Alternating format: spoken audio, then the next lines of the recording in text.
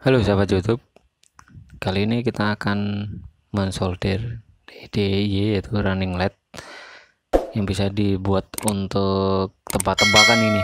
Kali ini versi terbaru ya di 2020 ini.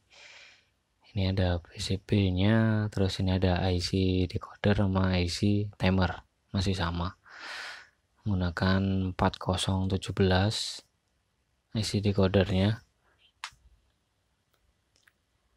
Terus untuk IC timernya masih menggunakan yang IC timer 55 karena yang termurah ini.